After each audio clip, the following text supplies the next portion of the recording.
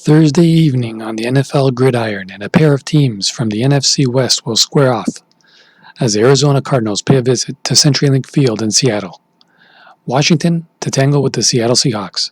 The Cardinals are off to an amazing 32-30 home win over the Buffalo Bills to move to 6-3 on the year, while the Seahawks fell to 6-3 after losing to the Rams on the road by a score of 23-16. The Cardinals won the first meeting at home by a score of 34-31 in overtime. Seattle was favored by 3.5 points in that game. Seattle opened this game as a 5.5 point favorite when the lines came out.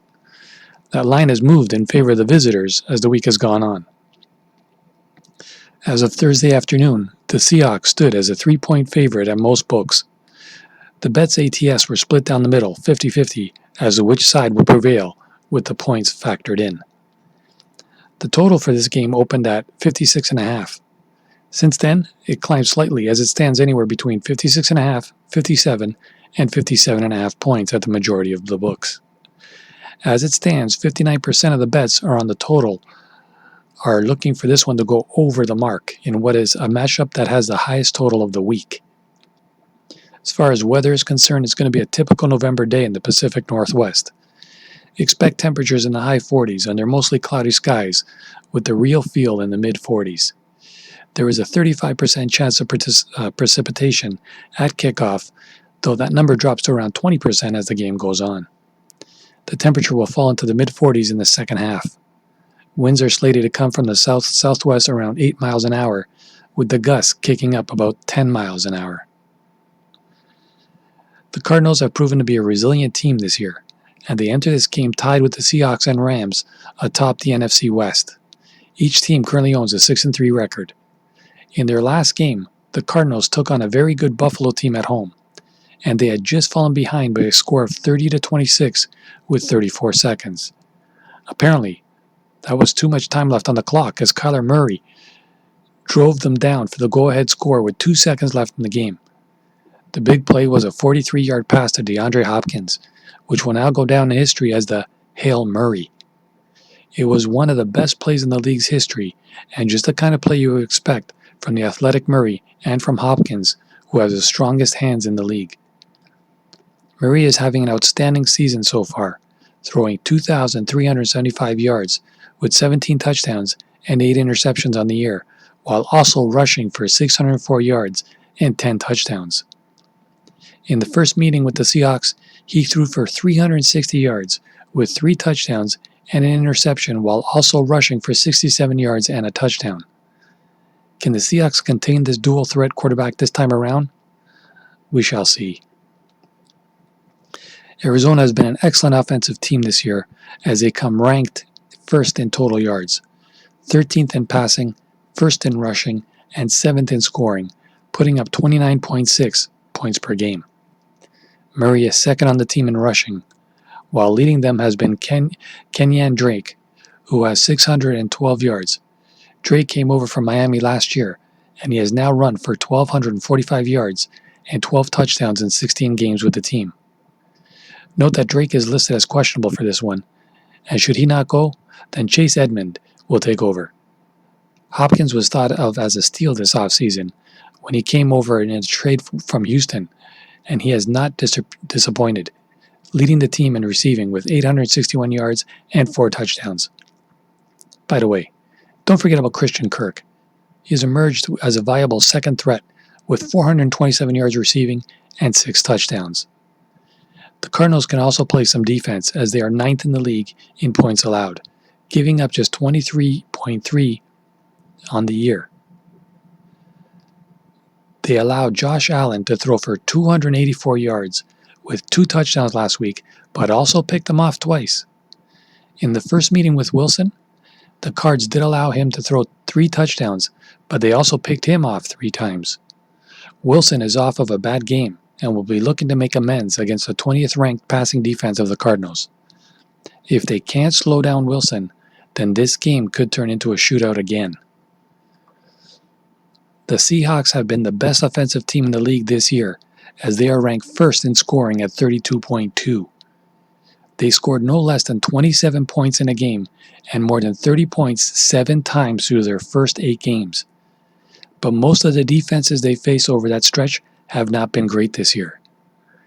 This past Sunday, Seattle faced their toughest defensive opponent, and the offense struggled in the 23-16 road loss to the Rams. With that loss, there is now a three-way tie for first place in the NFC West between the Rams, Seahawks, and Cards. Russell Wilson had his worst game of the year, and as he threw for 220 yards with no touchdowns and 2 interceptions in the loss. Wilson has thrown 19 touchdowns and just 3 interceptions over his first 5 games of the year, but he has only 9 touchdowns and 7 INTs over his last 4 games. Wilson threw for 388 yards and 3 touchdowns in the first meeting against the Cards, but he also had 3 costly interceptions in that game. He will need to clean up the mistakes for this one. Like Murray, Wilson is also a dual-threat quarterback, and he has been more effective at running the ball this year than last year so far. Wilson comes in with 325 yards rushing through just 8 games after running for only 343 yards in 16 games last year. He leads the team in rushing, while Chris Carson is second with 323 yards and 3 touchdowns. Note that Carson has not played the last 3 games, but he is listed as probable for this one. Alex Collins got the start against the Rams and ran for 43 yards in the loss. The Seahawks are 13th in rushing, and they need Carson back on the field to give them a little more balance. The passing game is 3rd in the league, and DK Metcalf leads them in receiving with 816 yards and 8 touchdowns. He caught just 2 passes for 23 yards in the first meeting with the Cards, and Wilson will be looking to get him more involved here. Tyler Lockett is second on the team with 681 yards and 7 touchdowns, but he is listed as questionable for this game, and the Seahawks need him on the field. Lockett caught 15 passes for 200 yards and 3 touchdowns in the first meeting with Arizona. The Seattle defense has been a sieve this year, especially their pass defense, which comes in ranked last in the league, giving up 353.3 yards per game so far. Now they have to face Kyler Murray, who is coming into his own as a passer. The Seahawks need to do a far better job than they did against Arizona the first time when they allowed Murray to connect on 34 of 48 passes for 360 yards, 3 touchdowns, and 1 interception. The Rams are more of a running team, and the Seahawks allowed them 283 yards passing last week. Seattle is 4th in the league against the run, but why would teams run on them when they can throw so easily? Plus, teams have to throw on the Seahawks to keep up with their scoring. Arizona did run for 159 yards on them in the first meeting, and if Seattle can't stop the run here, they will be in big trouble on defense. I'm going to be going with the Cardinals in this one. They squeaked by with a 3-point win at home earlier in the year, and this one should be as tight. The Seahawks had a bad game against the Rams on the road, and Wilson struggled in that game, and he has now thrown 9 touchdowns and 7 interceptions over his last 4 games. Wilson has been making too many mistakes of late, and the Cards will make him pay, should he continue with the mistakes. The Cards come in off a miraculous win over the Bills, and I expect them to ride the momentum from that win in this game. Seattle struggled to slow down Arizona's passing game in the first meeting, and they have the 32nd ranked pass defense in the league. Seattle will not get enough stops to get the win here. And the clincher? The fact that the road team is 9-2-1 ATS in the last 12 meetings between these teams. Give me Arizona +3 as the pick of the play.